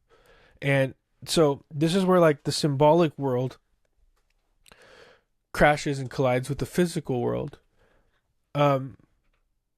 A lot of times I'm sure that a soldier is not calculating every single minute detail like this, right? They're not, well, if I do this, then I'll be living up to this and I'll be fulfilling this. And then they're not thinking through that before. They instinctively jump on it because all of these considerations are intuited based on all of the values that were, indoctrinated into them, or the things they came to believe, or the love that they came to have for their brothers. And the desire to be courageous and virtuous and to be remembered with like for a legacy for doing something good. So yes, I think the answer to the question is like you said, I don't know exactly, but it does seem to be the case that even in sacrificing, even in doing the most selfless thing a person can do, you're also on the receiving end of some kind of benefit from that.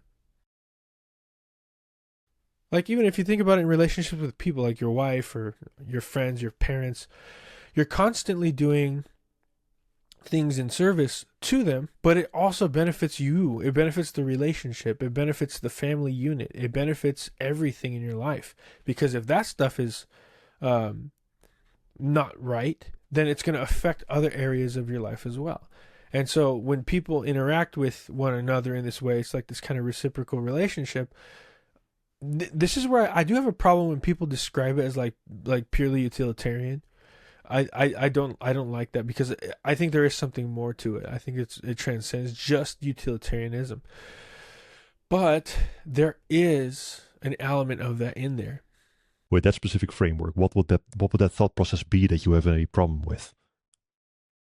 What would the argument be?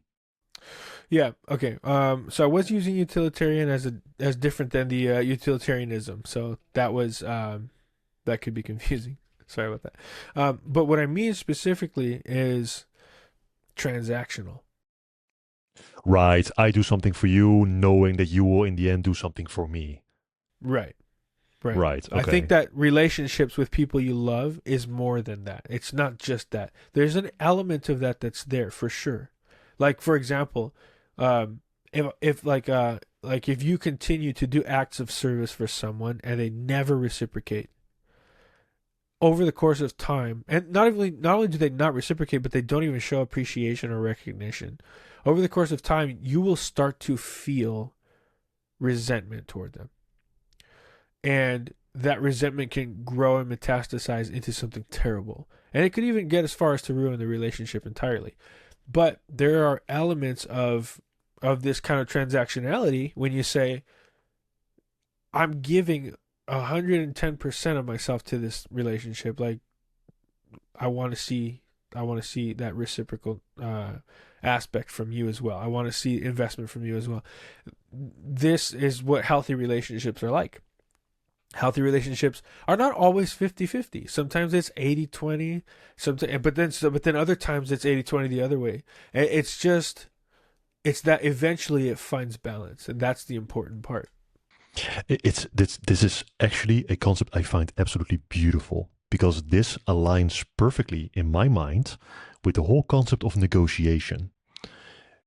Because when you say a word like negotiation to people, what people generally think about is those salesmen, right? Those car salesmen that are trying to sell you the cars for the highest price, and will, they'll do that little game with I give you I give it to you for 20K, and then the other person says no, I only can pay 15K, and then we go to 19K, then we go to 17K. That game, and it becomes Right. very annoying and very transactional in your words, right? There's no collaboration there. It's that's what people generally think about when they think about negotiation. I Mm. disagree very heavily. Negotiation, in my mind, is you and me working together, collaborating to get the best possible outcome, whatever that best possible outcome is, generally for Mm. both of us. Because if I negotiate a deal with you properly, I want you to be as excited as you possibly can be. And whether that is monetary, so you want more payment, or whether that is strictly financial, or whether that is something else, you want your name on it, or you want a piece of pride in it, or you want to take part in the business, you want to have certain shares or certain, weight in your voting power, something like whatever it may be. I want you to be excited because if you're not Yeah. excited, you're going to perform suboptimally. So if I negotiate with you, and actually this happened quite recently. So let me give you a very quick example because this episode probably goes online after the conversation that I had with the person that did the music composing for the podcast. Actually, um, same thing. I hired a music composer to score a sound for the podcast, and strictly the deal was, what the original job description was is there needs to be an intro that is 15 seconds long, and there needs to be an outro that is 45 seconds long, and they need to be, thematically similar, so they belong together, right? So it creates the same vibe. That's it. The end result was delivered actually yesterday, and the end result was not 60 seconds of work together, but it was around 3.5 minutes to 4 minutes of work, plus a lot of variations, plus all the individual instruments, everything. That's that's not even 5 times as much as what I asked for. That is 10 times as much as what I asked for, right? And she was incredibly excited to make that because we collaborated. We found a balance in what she wanted to do and what she wanted to focus on and what her vision was, and molded it together with what was actually needed also for the podcast. And out of that came a result that in my mind was way better than what I originally asked for. And she, at the same time, had way more fun making it because it really engaged her in her passion, which is creating music in her musical style. So it was a great deal for both of us. It was an amazing. This, to me, I think there couldn't have been a better possible outcome. This was the best outcome there was. And the reason why I'm bringing it forwards is because back to that whole thing about it being self-serving. I want to be as generous as possible to make the other person as excited as possible so that we can collaborate something that is the best possible outcome. That will, in the end, make her incredibly proud and happy to have worked on it and make her as excited as she possibly can be, and gives me something that's just way more than what I asked for, and it's just of a divine quality. That's the best. So negotiation, right? You're entering into a negotiation. And the goal is not to screw each other over. The goal is to collaborate to the best possible Mm. outcome. And it is self-serving in a way because I know that if I negotiate properly, the end result is going to be way better. And I'm going to be pretty damn happy with that. Right. But at the same time, I'm not the only one that's excited. The other part is also really excited. So, yeah, it is to some degree self serving, but at the same time, it's doing a lot of good for everybody around.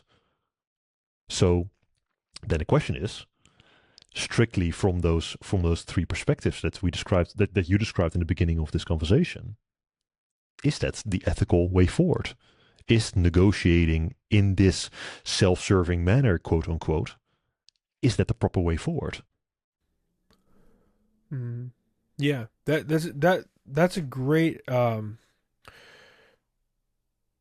it's a great example of how all of the ethics that we've been discussing can come together in one situation.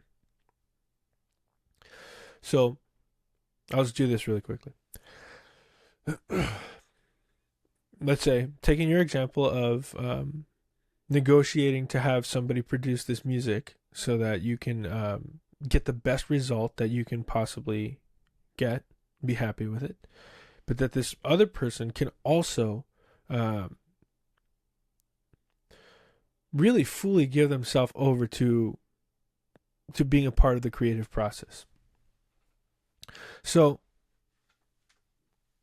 like looking at it from the way that you described, you're doing it with this like broad intention of getting the best result. So, one of the things that I would say in terms of like ethics, the thing that's important is that you had this transcendent value that was bigger than just what you want inside of you. So inside Jeffrey wants something that he can use that sounds presentable, that's good and professional, that he's proud of. This is part of the product that I present to the world. Okay. But you added more to it. You say it doesn't have to just be that. I do need it to be that, but it can also be something else as long as it fulfills all of this criteria. That's totally fine. And so allowing somebody else to enter into that collaborative process, you would say, look, here is a good that is outside of me. It has to be these things, right? So it is good, but it could also be other things too. And so that good is outside of that person because it's not just what they would do without any direction. Because if you just said, hey, make me a piece of music, surprise me, they might give you something where you're like, dude, this is not what I want at all. But if you say like, okay, here's the general idea, follow these criteria, and as long as it is minimum this, then I'm good with it. And then that person's able to pour themselves into it and say, oh, like I will fulfill that criterion, but I'm also going to do this, and I'm going to do this, and I'm going to do this. So you've kind of externalized the goal or the truth in the situation, and so it's outside of just you, and it's something that you can aim at with a common goal with someone else.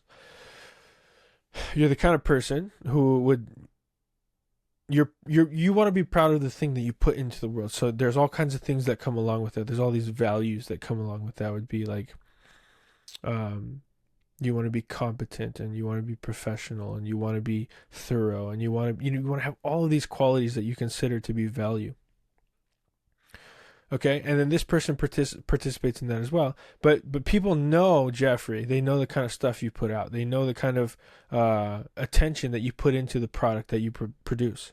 So if it was suboptimal, if it's sub quality, then people would be like, you know what? That's that's not what I thought Jeffrey would use. So there's that to consider. People understand who you are by the way you've lived, the patterns you've exhibited in the past. So they have an expectation, but more importantly, you have that expectation of yourself. And so this other person lives out that. So you say like Jeffrey is known to be the kind of person that makes good choices and decisions when it comes to putting out good products. Okay? There's some virtue ethics for you. You say like deontology, you want to look at it from that perspective and say, here is the criteria that must be adhered to at a minimum. So I need X, Y, and Z. I'm not going to say you can't put more, but I do need X, Y, and Z. So here's the rule set. And I want it to be reasonable within my budget, but I also want it to be fair to you. And I want it to be, I want the quality to be the best that it can be. Okay. So there's the deontological value that somebody could look at from there. And then you'd say like, oh, the utilitarian, you're like the greatest good for the greatest number of people. In this situation, it would be within that negotiation. And you're looking at it from the perspective of, well, I want this person to be passionate about the project, and I want them to enjoy it because there is a kind of life that they will breathe into the project if they're passionate about it. And so it's serving this overall like truth and good and value that you're offering the world because you're willing to engage in that creative process with somebody. And you're not super rigid about it has to be this specific way. I don't want any variation from what I instructed. No, it's not like that. It has to be at a minimum these things, but it I want it to be open to collaboration. And so if you look at it from like what the ethics of a situation like that within a negotiation, you're fulfilling all of these criterion, and you're also allowing other people to. You see, because from the perspective of the person who made the music, they have all these things within their own value system that they have to. They also have to fulfill these criteria in order for them to truly be engaged in this creative process. And I really do like what you said about how negotiation can be basically like an open door for other people to collaborate with you in a way that allows both people to get something that's greater than what they expected. It's not just a job for that person. It's an exciting outlet of expression. And it's not just music for your podcast. It is something beautiful that you're proud of that you're going to be able to use for, however long you use it for. Yeah.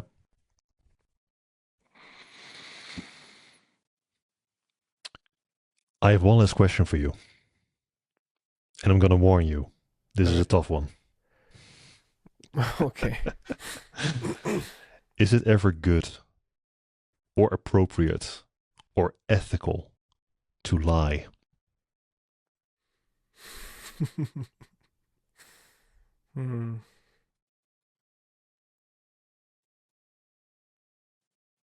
This is kind of like the trolley problem. It is a good question. Yeah. It's a great question. I'll answer it the way I believe. Again, I'm not making claims like this is objectively how things should be, but this is what I think. I think the answer to the question is yes, there are situations in which lies can be the best thing you can do. And I'll qualify it. Not saying like, oh, it's the good. It's like so ethics, morality, they are very dependent on context. I mean, like a classic example of what you're describing is, let's assume you're hiding Jews from Nazis, and the Nazis come knocking on the door and ask you, "Are there any Jews in your home?" Well, are you going to say the truth? You're going to be honest and say, "Well, yeah, I have 14 of them in my attic." Well, you know what's going to happen next. Or are you going to say, "Nope, I don't have any Jews here. No, not here." And then they leave. So, is there a situation in which like you can justify a lie? Yes. Is it morally a good thing? The concept of a lie, it's difficult. I look at these things as like I look at things like tools. In the situation I described, the ultimate good of saving lives required me to lie to the Nazis. Is that wrong? Yes, but it's more right than it is wrong. And I would be willing to engage with the consequences of that lie because the values that I hold are more important to me than telling the truth in that instance. But every situation will present a different set of moral calculations. And my general view is that you should tell the truth. There will be exceptions. Maybe it's something like I, I think what you're saying is absolutely spot on. That a lie, or telling the truth for that matter, is just a mechanism. And once again, I'm going to use this word again. This is starting to turn up as my favorite word. The word intent. And it depends what the intention of the lie is. And maybe more specifically, and this might make the question a bit harder, although I think you've already answered it to some degree. If the lie is more in relation, no, if the lie is more in conflict with a law than it is with ethics, maybe that makes the lie okay. And what I mean by that, so maybe I'm using wrong terminology, but what I'm aiming at is that if you're in your example, right, the Jews in the attic, if you're saying no to the Nazis, and that's a lie, but it's a lie because a law or a way that humans started acting is fundamentally corrupt. So you're lying against that corruption. It's in conflict with that ideology. That's what you're lying against. So then you're not lying per se against ethics.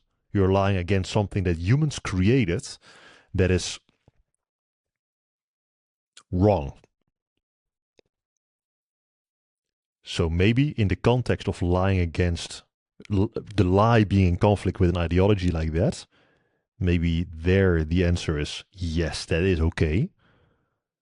But is lying against ethics, is that a lie that can be okay? I hope I'm phrasing it. I hope I'm phrasing it correctly. I understand what you're saying.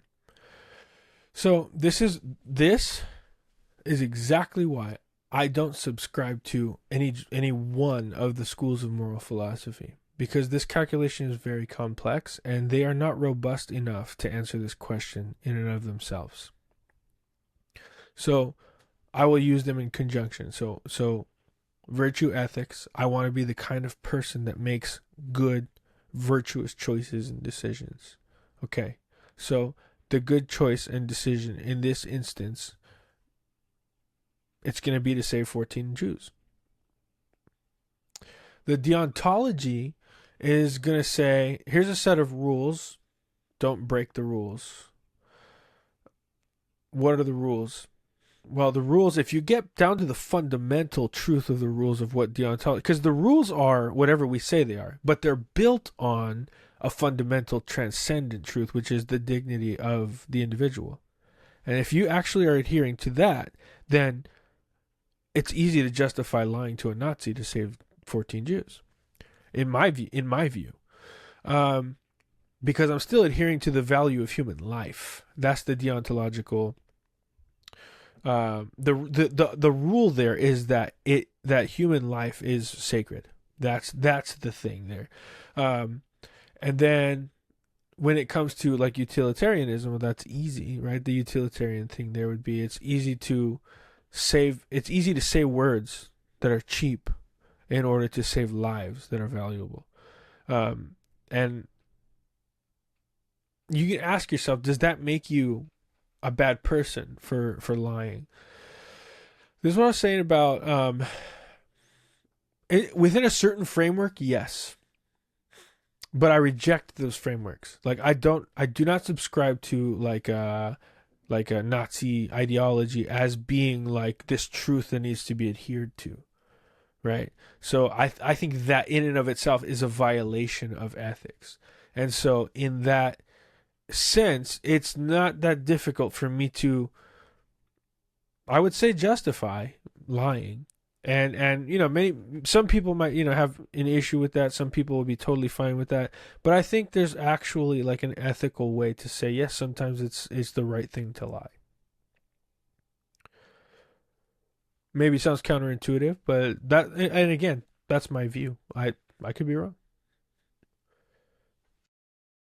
Maybe this is a final last question to end with, actually, because I would make the argument that, and this includes myself, so I'm not just pointing towards others, I'm also pointing towards myself. I believe that ethics could and maybe should be wider understood so that people make better decisions, period. So they can develop frameworks of thinking and of acting and of speaking that are better, that provide a better result than people are experiencing right now. How do you think? What practical steps do you think everyday people who haven't studied philosophy, who haven't read Aristotle, and who think that ethics is way too thick of a subject to properly dive into it, what practical steps can those people take to make better decisions and to bring ethics into their life? Yeah, that's a great question. I participated in a public speaking competition recently in which I gave a speech about exactly what you're talking about. And it was called Everybody's a Philosopher. And the thing about that's important to recognize or realize, like, ethics it's a it's a subcategory of philosophy. A lot of people are, don't think, oh, how fun or exciting. Let me go ahead and read, some philosophy books. Like, most people are not going to think that way. But we live out these things every single day. We do them all the time. Every choice we make, every choice we don't make, everything that we do, it's based off of these ethical frameworks. Ethics are in music, they're in like landscapes, they're in subatomic particles, they're in planetary systems, they're in the stars. Like, these relationships are in every level of life, and how we engage with them, it matters, because the kind of life that you are living is dependent on the kind of decisions that you're making. So when it comes to practical decisions or practical ways you could engage with this, I would write a list of stuff. A list is important. What kind of person do you want to be? What kind of life do you want to have? Do you have that right now? If you don't have that, write down the things you wish you had, and then start answering the question, what would I need to do so that I can have these things? This is the fundamentals of what ethics can do for a person. Even if it's like in your personal relationships, do you have good relationships? Do you want better relationships? Do you want to live in community with people? Do you want to get a better job? Do you want to learn how to negotiate well? Do you want to learn how to play music? Do you want to learn how to think better? Critical thinking? All of these things, all of these things are affected by your approach. And your approach is basically, what are your ethical values? So make a goal, make a list of things you want, and then figure out how you can get those things. You can break it down into easy little steps. If you wanted to learn more about like the practices or the systems of thinking in philosophy, then start reading books. You could Google, or you could look on YouTube. There's all kinds of videos about this stuff. Maybe that's a more digestible format for people. So I would say that make a list, make a set of goals, and make a plan to achieve those goals. If you want to learn more about the specifics, you could even start by watching YouTube videos, reading books, and just writing. Write about how things affect you. Write about how, what kind of person you want to be. Those are the steps I would take. And go and watch The Good Place. Go and watch The Good Place. Absolutely. One of the things that I do for fun, so actually I do ethical analysis of like movies and shows. So I'll watch them and then I'll write like what are the different, I'll start with the archetypes, like what are the archetypes and what are the different values and ethics that this character is wrestling with, what are they working through. The most recent one I was working on is Death Note. It's this really cool show. Oh, one of my favorite animes in the world. Yeah, it's such a great anime. So and good. and dude, it is so rich with like ethics and philosophy. It's a beautiful thing. But you could do that. Watch your favorite movies, and ask yourself like, what kind of person is the person that I like the most in this movie? Oh, is there this kind of person? What kind of choices and decisions do they make? They do these when life gets hard, or they do this, or I'm gonna start doing this kind of stuff. So you can find things in stuff that's fun and exciting for you as well. I should have known that you're a fan of Death Note. That's like the perfect anime if you want to ask yourself questions about what is good and what is bad, and would you, in this case, I might not give too much away, but in this case, would you kill a person? Yes or no? Yeah, Yeah, there's no better series than Death Note. It's so good. Absolutely brilliant. Yeah. Brilliant. Amazing. Joseph, is there before we wrap up, is there anything else that you would like to mention? Yeah.